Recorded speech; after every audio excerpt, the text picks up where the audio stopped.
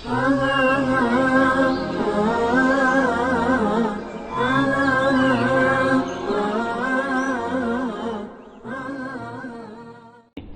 tidak bisa hidup tanpa oksigen, betul kan?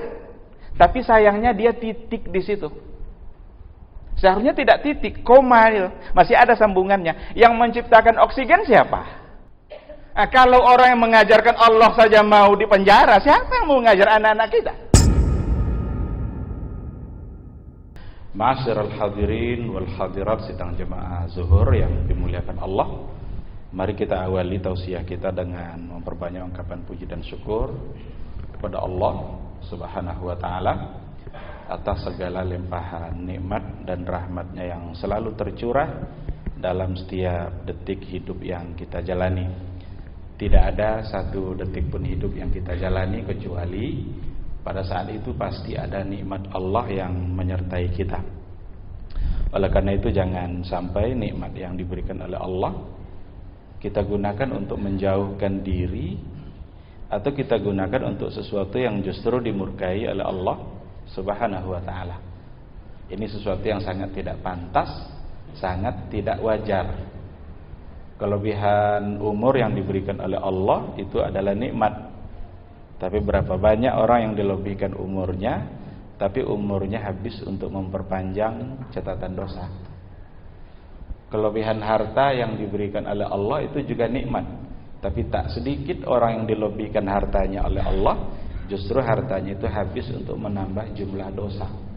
Ini satu hal yang sangat-sangat tidak wajar, yang dulu sudah diisyaratkan oleh Rasulullah SAW dalam sebuah hadis qudsi, di mana Rasul mengatakan bahwa Allah heran dengan hambanya. Apa yang diherankan oleh Allah terhadap hambanya?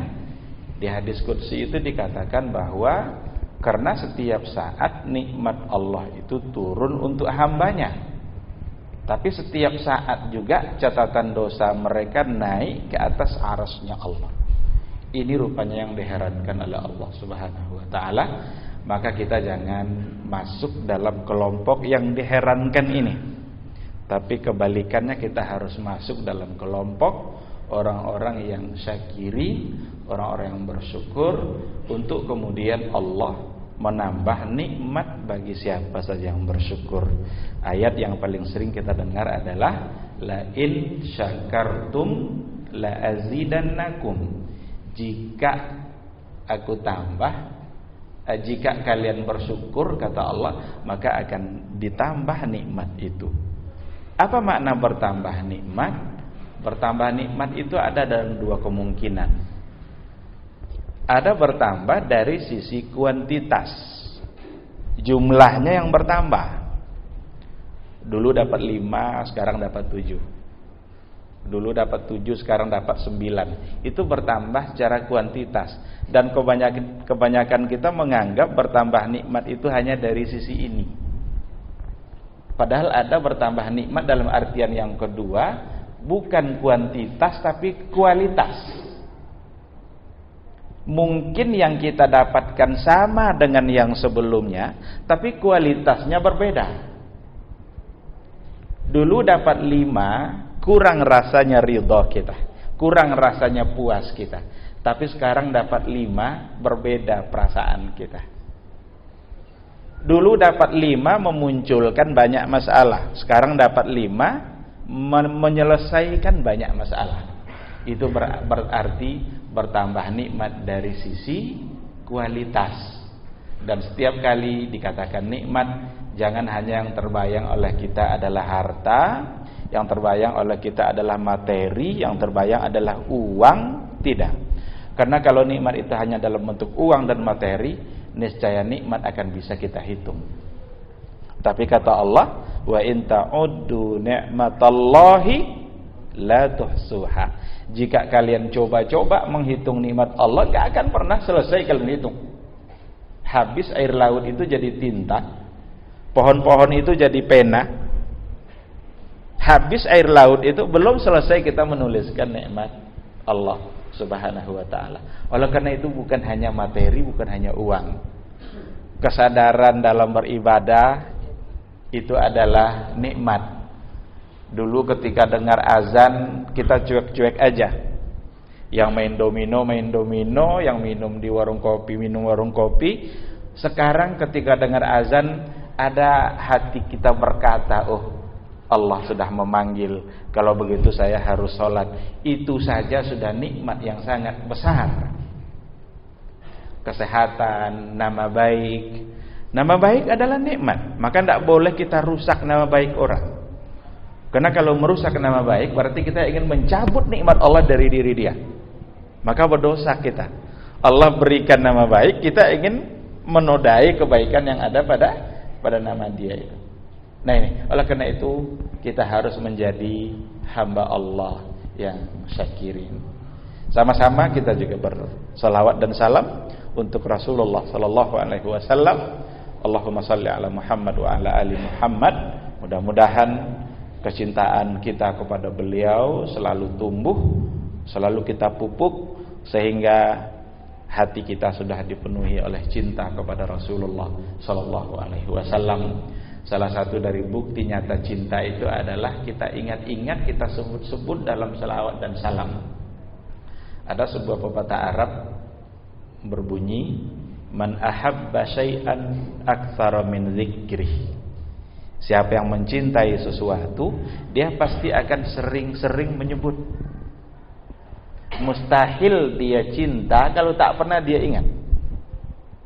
Mustahil kalau dia cinta, mustahil dia dikatakan cinta kalau tak pernah menyebut-nyebut. Seorang ayah ketika cinta dengan kesuksesan anaknya, dia ingin menceritakan sukses anaknya itu ke orang lain. Padahal orang tidak nanya-nanya.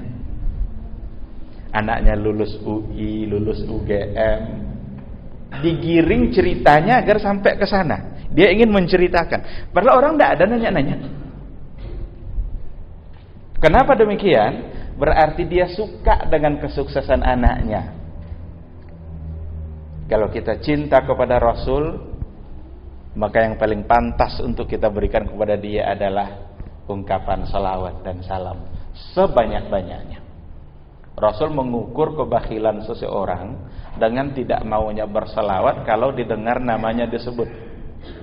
Kata Rasul, al-bakhilu man dzukirtu indahu wa lam yusalli alayya. Atau kama qala Rasulullah sallallahu alaihi wasallam.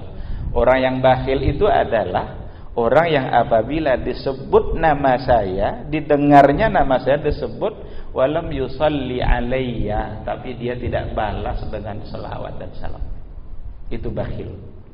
Ternyata yang bakhil itu bukan tidak mau mengeluarkan harta.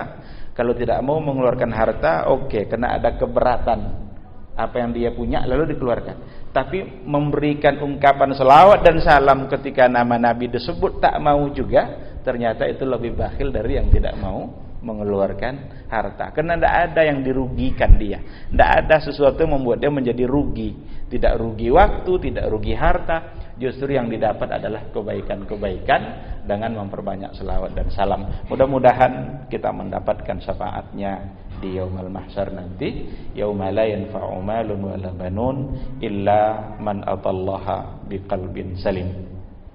Ma'asyiral hadirin wal hadirat rahimani Allahu wa iyyakum. Pada minggu yang lalu kita sudah berbicara tentang satu dari maqasid as-siyam, di mana intinya adalah tahqiqut taqwa.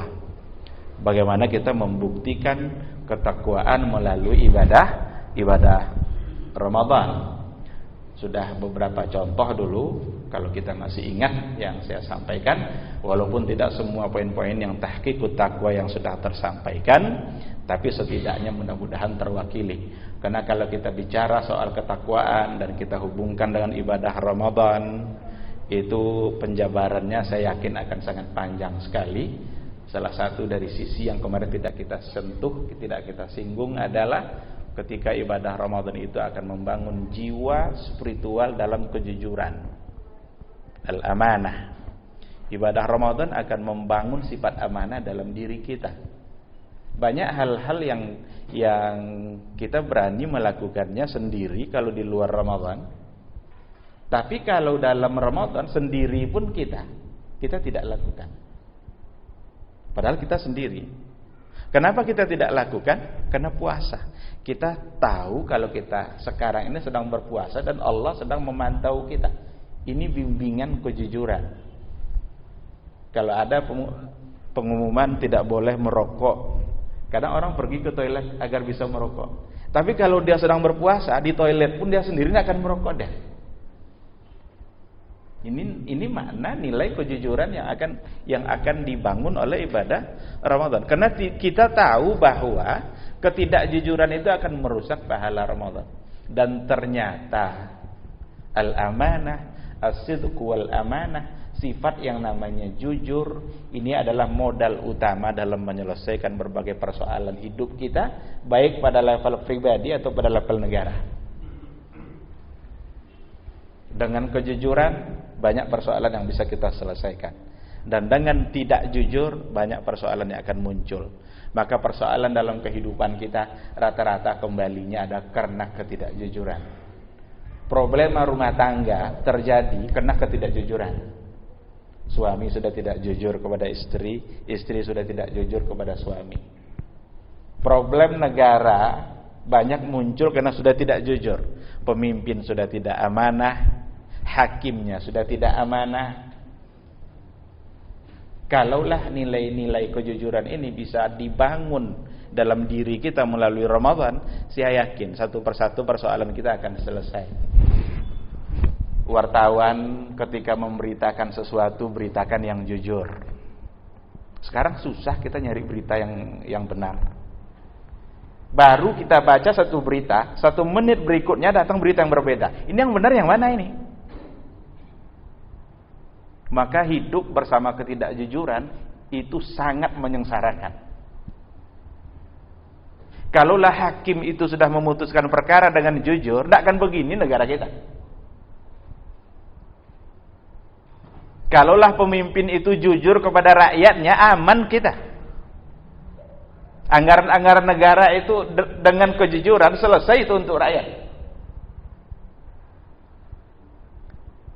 Maka wajar Nabi Muhammad sallallahu alaihi wasallam sebelum dia diangkat menjadi nabi, dia sudah digelar dengan Al-Amin, jujur. Kenapa? Karena ada amanah besar yang akan ditumpahkan di pundak dia. Enggak mungkin kalau tidak jujur. Enggak bisa dipegang oleh orang tidak jujur. Dan ternyata Al-Qur'an memberikan gelar untuk Jibril itu Al-Amin. Nazala bihi ruhul amin. Ar-ruhul amin itu artinya adalah Jibril, ruh yang amanah. Jadi Islam ini dibawa oleh yang amanah, diterima oleh yang, makanya kita harus amanah. Karena agama kita ini berada antara dua kejujuran. Coba kalau Jibril tidak jujur, diturunkan oleh Allah ayat 10 dikasih 8. Diterima pula oleh yang tidak jujur. Yang 8 tadi disampaikan 6. Coba bayangkan apa yang akan terjadi. Enggak sempurna agama ini, enggak selesai. Maka ibadah Ramadan akan membina nilai-nilai kejujuran dalam pribadi seorang muslim. Dan itu diantara makna tahqiqut taqwa. Kalau dikatakan la'allakum tattaqun, mudah-mudahan kalian bertakwa, di antara maknanya adalah mudah-mudahan jiwa kalian bisa terbina kejujurannya oleh ibadah Ramadan, karena itu modal utama dalam yang akan menghiasi kehidupan kita. Kalau ingin nyaman hidup dengan kejujuran. Seorang istri tak akan pernah tenang hidupnya kalau suaminya tidak jujur. Begitu sebaliknya. Nanti lambat pulang, bang dari mana bang? Ada meeting. Rupanya tidak meeting, meetingnya cuma berdua saja. Meeting juga tapi cuma berdua. Ada ketidakjujuran yang lama kelamaan itu akan pasti terungkap. Nah, itu yang pertama. Sebenarnya kalau kita lihat ayat-ayat puasa itu ada 3 tujuan asasi dari ibadah Ramadan. Dari ayat Ramadan itu sendiri 183 sampai 187 itu kita akan menemukan 3 tujuan utama ibadah puasa. Yang pertama la'allakum tattaqun, Itu pada ayat yang pertama. Yang kedua adalah la'allakum tashkurun. Kan ada itu syahrul Ramadan allazi unzila fihil Qur'an hudal linnas wa bayyinatin minal huda wal furqan. Nanti di ujung ayatnya apa? Walitukmilul iddata walitukabbirullaha ala ma hadakum wa la'allakum tashkurun.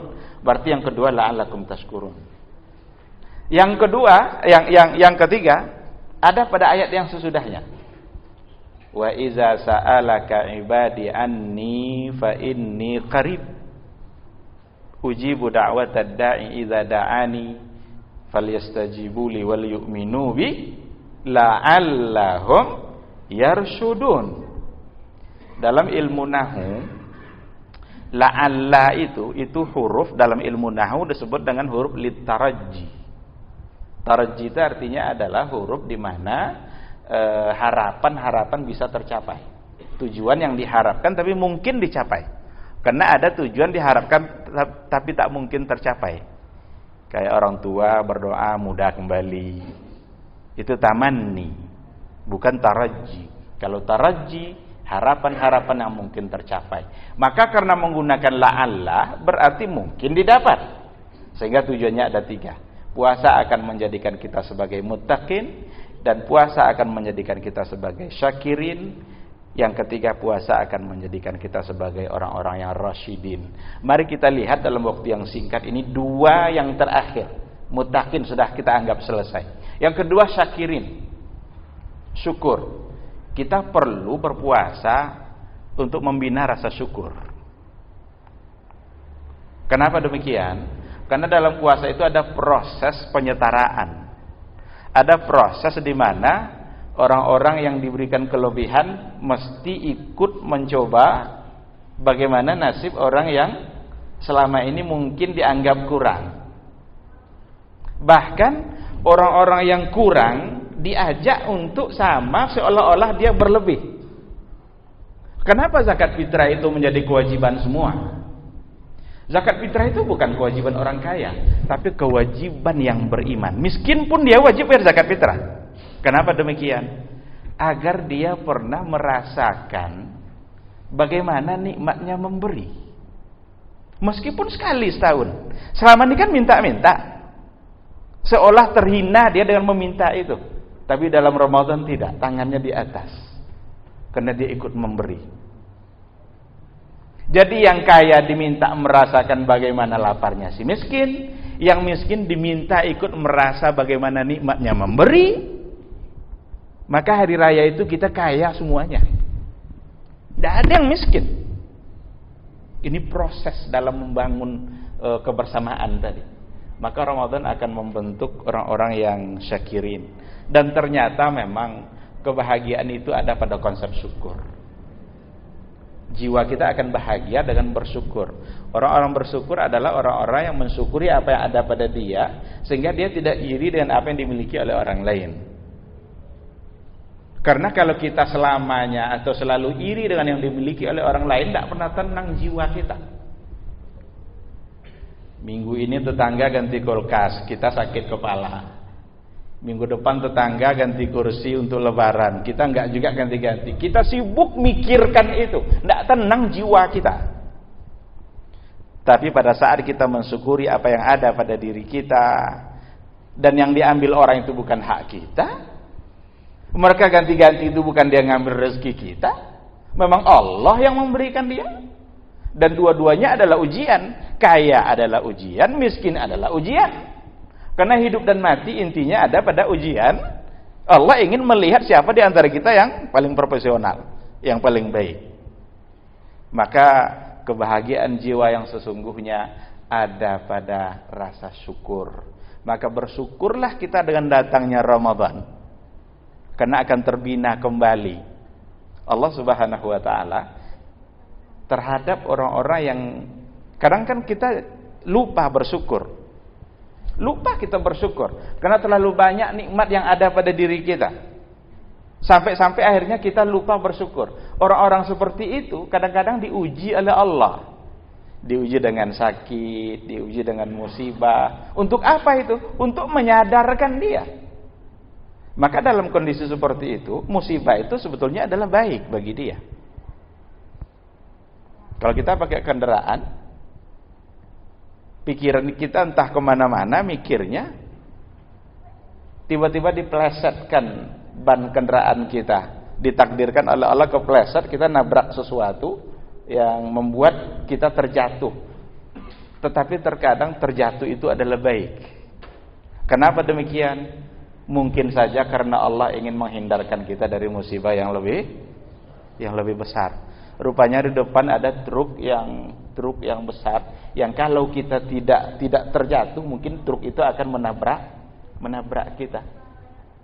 Itu sesungguhnya adalah cara oleh Allah agar kita kembali mengingat Dia, agar kita kembali bersyukur. Karena kita menyadari siapa diri kita.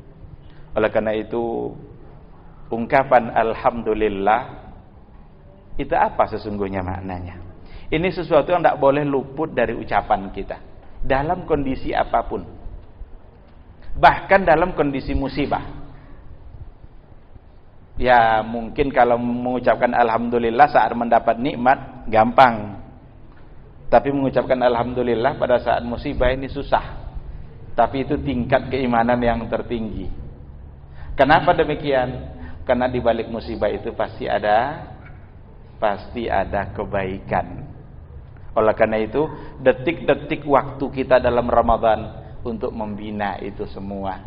Bagaimana kita menunjukkan kepedulian kita kepada fakir miskin, kita tunjukkan perasaan kita yang sama dengan sesama ikhwah kita, sesama saudara beriman, dan itu akan dibina oleh ibadah Ramadan. Itu yang kedua. Kita ambil yang terakhir sedikit lagi, menjadi insan yang rasyidin. Kata-kata rasyada yarsudu rusdan itu artinya adalah cerdas atau pintar. Jadi anak yang masih kecil itu belum disebut umur rusd. Tapi kalau dia sudah baligh itu hatta idza balagha rusdu. Kata-kata rusdu itu adalah sudah mukallaf, sudah dewasa, sudah meninggalkan masa kekanak-kanakannya. Itu arti dasar dari rasyada yarsudu rusdan.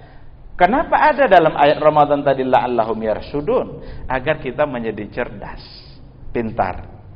Cuma kepintaran yang dibina oleh Ramadan itu bukan kecerdasan konvensional. Dia ada kecerdasan konvensional, ada kecerdasan Islami. Kalau kecerdasan konvensional, kita mengukur cerdas itu melalui pencapaian angka. Kalau seorang anak kita ukur kepintarannya dengan nilai matematika. Iya kan? Oh, anak ini cerdas. Kenapa demikian? Matematikanya dapat 10. Seorang mahasiswa akan kita ukur kecerdasannya melalui IPK. Indeks prestasi kumulatif. Kalau IPK-nya 4, mahasiswa cerdas. Tapi kecerdasan yang dimaksud dalam ayat ini bukan itu. Kecerdasan dalam Islam tidak diukur melalui pencapaian angka, tapi diakui sejauh mana angka yang diperoleh itu berpengaruh dalam kehidupannya. Contoh, dulu dia diajar oleh gurunya bahwa 1 kilo itu adalah 10 on. Semua kita belajar dulu waktu kecil. 1 kilo sama dengan 10 on. Sekarang setelah dewasa dia menjadi pedagang. Kira-kira 1 kilo masih 10 on atau tidak? Kalau sudah berubah 1 kilo menjadi 8 on, lalu ditambah-tambah dengan paku sedikit-sedikit di bawah neracanya ini, tidak cerdas itu meskipun matematikanya dapat 100. Meskipun IPK-nya 4, tidak cerdas itu kalau sikap kesehariannya seperti itu. Kekurangan dari sistem pendidikan kita secara nasional ada di sini. Kita mengukur kecerdasan melalui angka. Padahal cerdas tidak melalui angka. Maka dulu guru kita mengajar begini, kita tidak bisa hidup tanpa oksigen. Betul kan? Tapi sayangnya dia titik di situ. Seharusnya tidak titik, koma itu. Masih ada sambungannya. Yang menciptakan oksigen siapa? Allah. Berarti kalau kita tidak bisa hidup tanpa oksigen, dan yang menciptakan oksigen adalah Allah, berarti kita tidak bisa hidup tanpa ini yang tidak ada dalam pendidikan kita.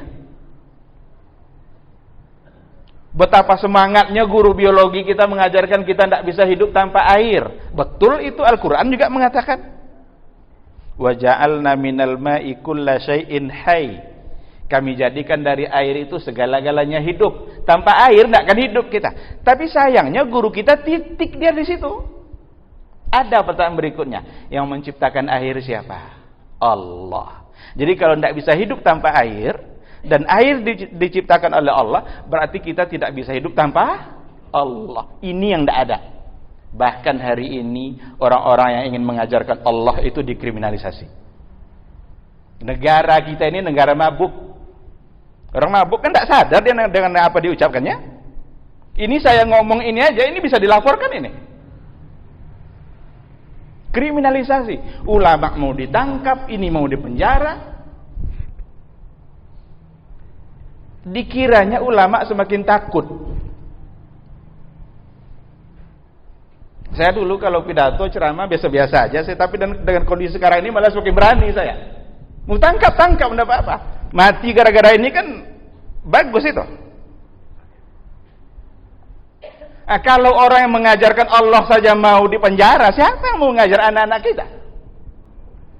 Ini udah sampai ke Pekanbaru, tapi katanya masih hoax katanya beritanya itu, masih belum benar. Tapi kalau iya dan tidak mustahil akan sampai itu. Betapa banyak nanti guru-guru kita yang akan diperlakukan seperti itu. Padahal kecerdasan yang ingin dibangun oleh Ramadan itu adalah kecerdasan yang mampu membedakan mana yang halal, mana yang haram. Itu yang cerdas. Mampu dia membedakan mana yang hak dia, mana yang hak anak yatim. Tapi kalau sama aja dia ini hak anak yatim, hak dia juga, hak dia juga.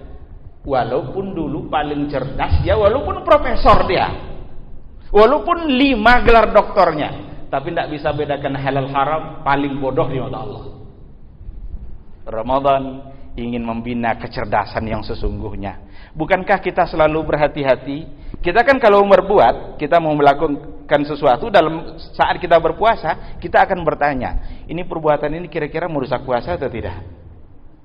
Kalau merusak puasa, berarti kita tinggalkan. Kalau tidak merusak puasa, akan kita teruskan. Ini yang cerdas. Kecerdasan seperti ini yang ingin dibangun oleh ibadah Ramadan. Sehingga betapa hati-hatinya kita saat berpuasa, kita selalu mempertimbangkan kira-kira merusak puasa atau tidak, kira-kira boleh atau tidak. Keluar nanti dari Ramadan, kecerdasan ini harus tersimpan dalam hati kita, sehingga tahu kita mana yang halal, mana yang haram, mana yang dibolehkan, mana yang tidak dibolehkan. Betapa mulianya ibadah Ramadan. Ternyata ingin membangun jiwa-jiwa yang takwa, jiwa-jiwa yang bersyukur, dan jiwa-jiwa yang cerdas. Yang 3 ini kalau kita kaitkan dengan teori psikologi hari ini sangat nyambung. Kenapa demikian? Karena la'allakum tattaqun itu spiritual. La'allakum tashkurun itu kan syukur, itu kan emosi yang terkendali, itu emosional. Sedangkan la'allahum yarsudun itu intelektual. Bukankah orang sekarang ingin mengejar yang 3 ini? Cerdas secara spiritual, cerdas secara intelektual, cerdas secara emosional. Maka benarlah dalam berpuasa, mudah-mudahan kita menjadi orang-orang yang cerdas dari 3 sisi ini. Mudah-mudahan bermanfaat bagi kita bersama. Subhanakallahumma bihamdika asyhadu an la ilaha illa anta astaghfiruka wa atubu ilaik. Wassalamualaikum warahmatullahi wabarakatuh.